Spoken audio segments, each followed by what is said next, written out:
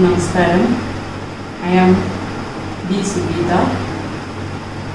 I cordially invite you all for this ATMOPADESA SATAKA class. All of you know that ATMOPADESA SATAKA is written by our great Guru Narayana.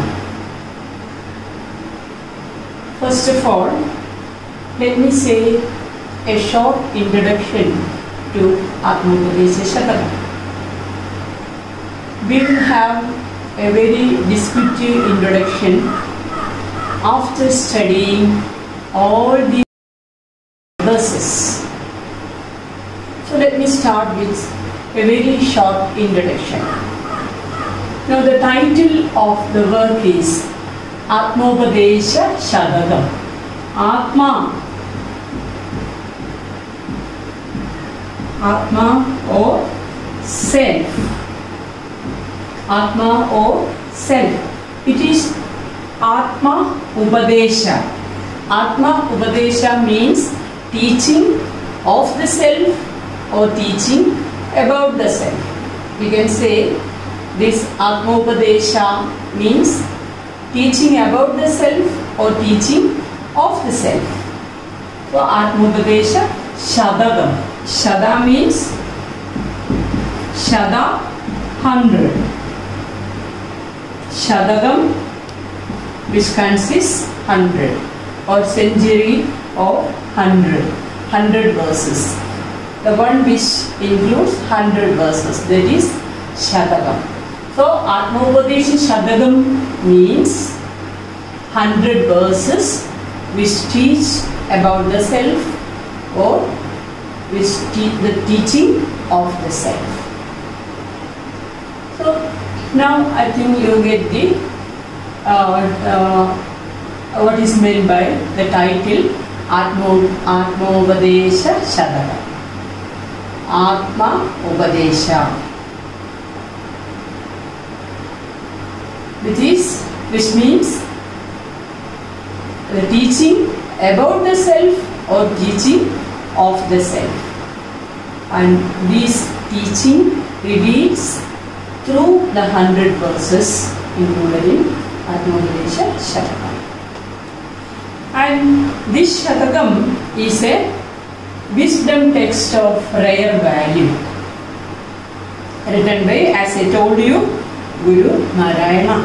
It is written in Malayalam. Guru has written Kridis in Malayalam, in Sanskrit and in Tamil also. This work deals with what is the subject matter of ATMOPADESA SATAKA. So ATMOPADESA SATAKA deals with contemplative self-realization or knowing oneself. I told you, after studying all this, you will have a unity vision. After describing or studying all the 100 verses in ATMOPADESA SATAKA, you will have a unity vision and a neutral experience, awareness of the absolute. So the first verse of ATMOPADESA SATAKA is like this. Let me chant the first verse. Arivilumeri അറിഞ്ഞിടുന്നവൻ തന്നുരുവിലും ഒത്തുപുറത്തും ഉജ്ജ്വലിക്കും കരുവിന് കണ്ണുകളഞ്ചുമുള്ളടക്കി തെരുതെരെ വീണു വണങ്ങി ഓടിവേണം. So this mantra or this verse consists of 3 parts. First is Arivilum Eri. So there is a knowledge which transcends all knowledge. First we assume that there is a knowledge which transcends all knowledge. So all ordinary knowledge, that is Arivilum Eri. Arivilum Eri means knowledge that transcends all ordinary knowledge, or the knowledge we directly perceive, or the knowledge we acquire through different means. We acquire knowledge or we learn something by using our senses. You know, that by seeing something, by hearing something, by reading something, or through your thinking, whatever it may be. We acquire knowledge, we gain knowledge by using our senses, by using our sense organs pertaining to knowledge, and by using the sense organs pertaining to action. So, what prompts us? How do we acquire knowledge?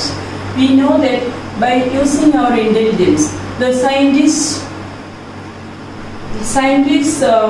works throughout the day and night in the laboratories, and they find new discoveries by using their intelligence, that we know. And the poets written many great poems by using their imaginative power. So all the ordinary knowledges, all empirical knowledges, all this happens. So we could acquire knowledge, whatever it may be, through different means. That is, it is because of the knowledge which contains the knowledge which is beyond all knowledge. Guru, in order to represent this knowledge beyond all knowledge, Guru uses the word karu.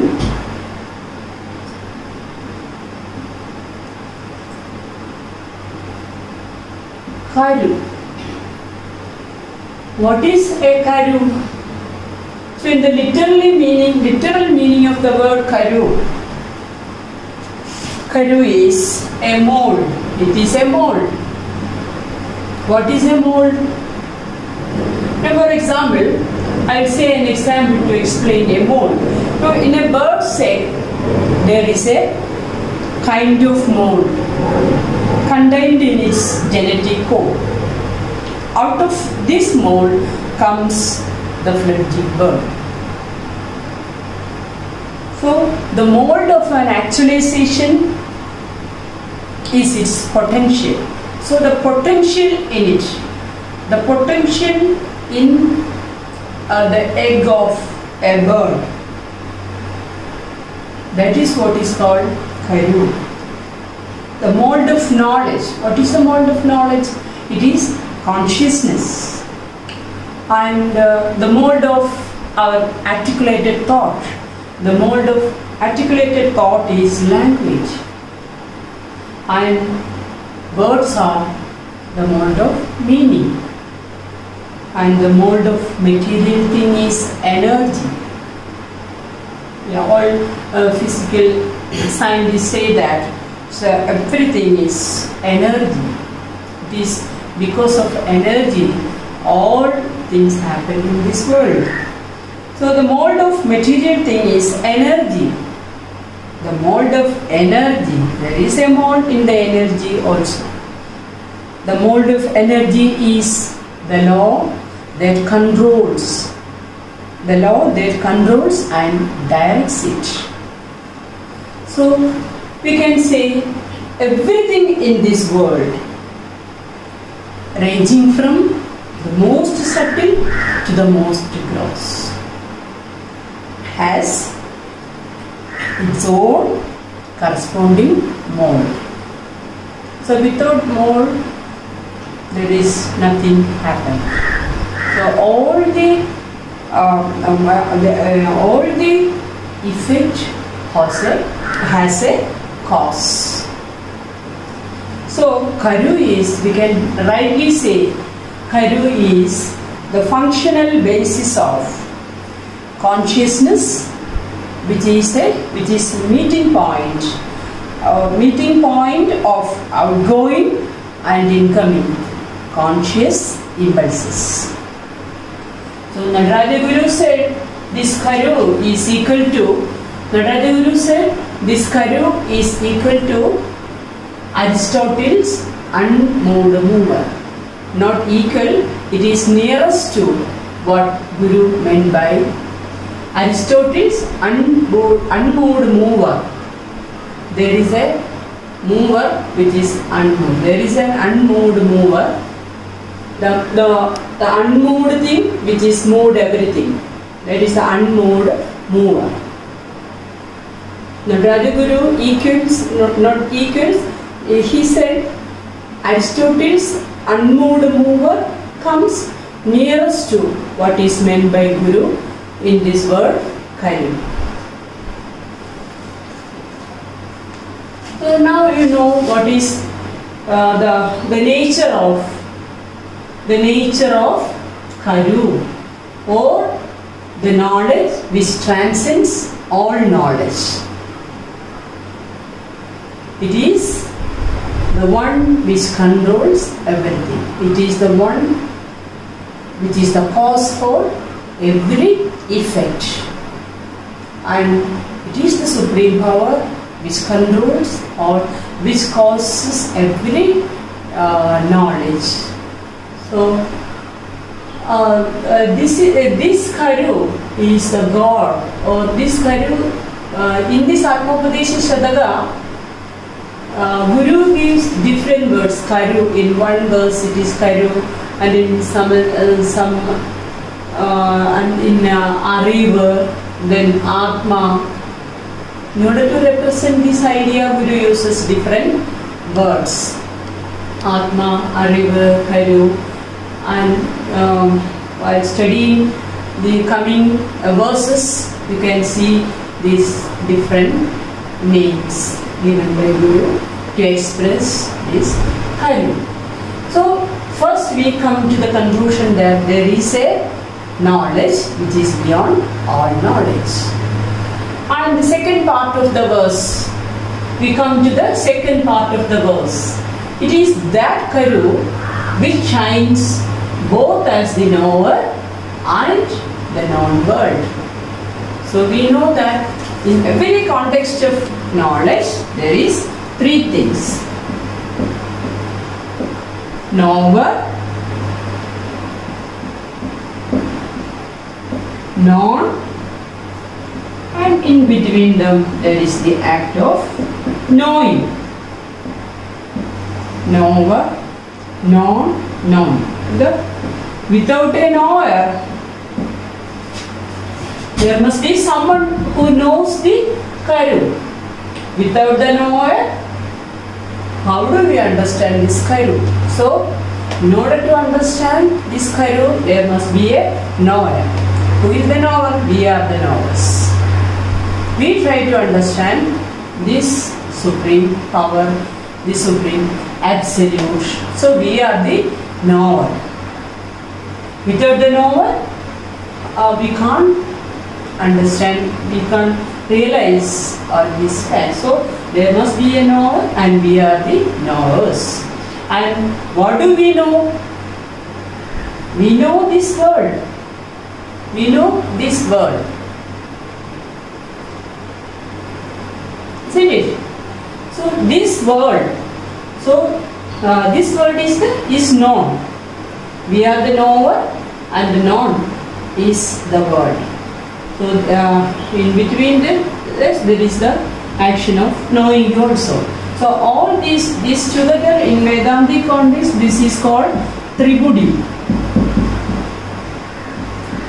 Tripudi. And throughout the day, this Tripudi happened in all in the context of knowledge. So in the wisdom context, we see these Tripudis: knower, known, knowing. several things in every act. You can see these three parts: knower, known, knowing. So here, who is the knower? The one who knows the knowledge which transcends all knowledge. The one who tries to understand the knowledge which transcends all knowledge. He is the knower. So we are the knower and the world is the known. So it is this Karu which manifested as the knower and the known. And this Karu which is transformed as the knower and the known. So this Karu shines both as the knower and the known world. Okay, so here the known is the world outside. The world outside. And what is this world? Is it real? The world we see is real or not? By looking at the world, you can see something, the plants and beautiful flowers and everything. You consider it is real because you are seeing it. That's why yes, that is true. We see the flower and say it is beautiful. And how this flower blossom. And we know that it is in the rose plant. And how do rose plant grow? This rose plant, scientifically we can say this rose plant prepare food, its root, collect water and other things from the earth, and by using the sunlight it prepares food and grow. Then scientifically you can say like this. But how this happen? How do this happen? And there is a creative urge in this. In this activity, there is a inner creative urge. It is this creative urge that helps the rose plant to become a plant and flowering and all these things. So, when we realize this fact, whenever we realize this fact, by looking at the rose plant, you will see the earth in it, you will see the supreme power which makes it beautiful. Then you will see the flower as well as the supreme power which makes it beautiful together. Then you will get a unity vision. Then the flower will be more beautiful. First time it was beautiful, but when we perceive the beauty of the flower and the one who makes it beautiful, together it becomes more beautiful or most beautiful. So, when we analyze everything in the world, in Advaita Deepika, Guru gave us one example.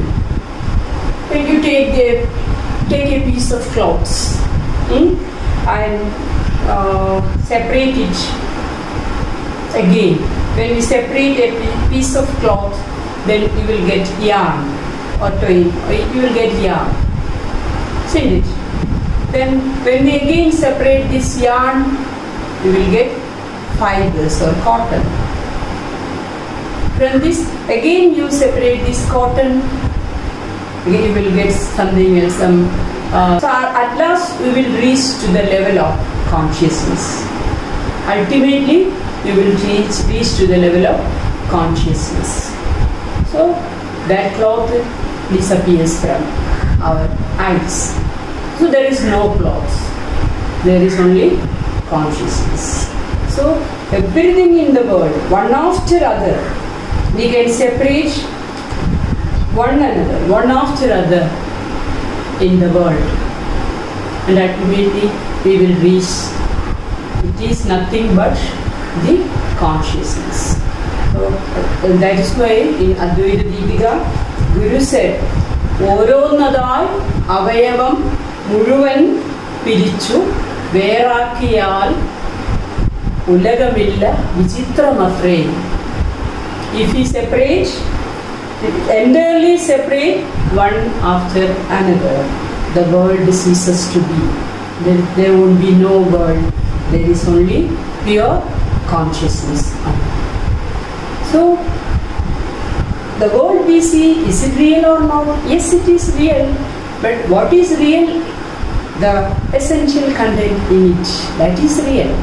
Their Karu, their supreme power, manifested as the world. At first we said this entire, the supreme power or this Karu manifested as the knower or manifested as we. It is the same supreme power manifested as the world also at the same time. So we are the knower, we know the world. Then we are the knower, and what is in front of us? This world. We see this world. What is this world? What is we are the pure consciousness of ultimate power or Kairu, and the world also the supreme power that we have explained in all this. So at the same time, the Kairu manifested as the knower and the known. The knower and the non apparent world. Okay. Then now let us go to the third part of this mantra or this verse. That is, and now we know this world is nothing but consciousness. And we are also nothing but this consciousness. And what we should do, Guru advises, it is an advice of Atma, or Guru advises us, you must turn inwards your five senses. So when our five senses open outwards, we see this world and think that it is real. But if we have an inner eye, we could understand that everything behind this world is that kind. Isn't it? So we should turn inwards the five senses within you, and it should be accompanied by the repeated prostration, offering repeated prostration like chanting and reading and mastering scriptures and all these things. So this is a method. This is a method suggested by Guru to adorn the world. Because what is the need for turn inward the five senses? We realize this world through these five senses. When these five senses are open, we see the world. We see the world, isn't it? And what is this world? Now we know what is this world. This world is pure consciousness and nothing else. And one who knows this knowledge which is transcends all knowledge, also this pure consciousness. So now only pure consciousness. And what we should do, we should turn inwards our five senses and adorn that idea. How? Accompanied by repeated prostration, chanting, and then reading and mastering scriptures. This is the method suggested by Guru to adorn. So here, in the first part and the second part. First part we discussed about that Kairu, the nature of Kairu, how do we understand that this is definable as well as indefinable. It is not a thing to be taught. Now, while you listen the one who knows it, while you listen the classes, or while you study the all 100 verses, 100 verses, it dawns upon you, the knowledge or the real knowledge, the wisdom dawns upon you, and it is not a thing to be taught. You can feel it. You can feel it only. You can realize it. Then you will wonder, but how this happened? This world is like this. So we should adorn that knowledge which is beyond all knowledge by turning inwards the five senses. And the first and second part. Karu, that Karu transcends, that Karu manifested both as the knower and the known. In these two parts you can see the ontological and epistemological, and that is Sat and Chit. Sat and Chit. Sat Chit. And what do we get by studying all these things? You know, without knowing this, can we live?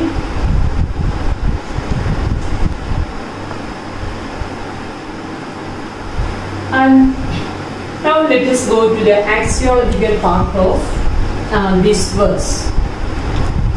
Can we live without this knowledge? Yes, we can live without this knowledge. You know, we will engage in all worldly pleasures and we will suffer all the sufferings in your life and all these things. Whatever may happen in your life, whether it is dukkha, we will go to deep sufferings. Whether it is sandosha or happiness, we will be happy. So, but if you have this knowledge, you will consider all happiness and sorrows in your life as the part of the one Ananda, or the two sides of the Ananda, like the two sides of one coin, the two sides of the one coin, and dukkha or happiness and sorrow. These two are the two counterparts of one Ananda. So we won't be bothered about that, whether it is corona comes or not. We will be very peaceful in mind, because we have an auspicious expectation. We will expect that somebody this will go on, and the Absolute will look after everything. The Absolute will give us happiness and peacefulness in life, because all these happens are not nothing but who is responsible? The Absolute is responsible for all that. We can sit peacefully and we will be always in happy. So without knowing, you can live, but the pleasure you get is only momentary pleasure. Our mind will go after one pleasure after another, and if you satisfy one pleasure, you will go on for the next one. And if it is not, if you can't satisfy, you will feel worried, and your life will be the mixture of sorrows, and always you will be worried. You will be worried. No peace in your life. But if you came to know, by looking at the world, this is not the world real. What is real is the creative earth in it. If you see this, you will see that supreme power and this world, this together with a unity vision. Yeah? Then you will be always in Ananda. Such and such things happen in your life. Oh, don't worry about that. It will go on. It will go and another will come. And so this is a part of the universal thing. Universally, things happen and goes, and a new one comes and all. And in our life also such things happens. So we could sit peacefully and adorn that absolute power. And if you have such knowledge, another axiomatic thing is you will watch everything. You have no barriers in life. You will consider everything irrespective of caste, creed, religion or region, whatever it may be. You consider every human being as ourselves, because the one knowledge shines in all things, in everybody. That is the one and the same, and you can see things equally. So here Guru reevaluated and restated the concept of God in the wisdom context. So let us, in the next class we will discuss the second verse, and I pray for may the supreme power which is discussed in this verse lead us to the supreme way of liberation. Thank you all.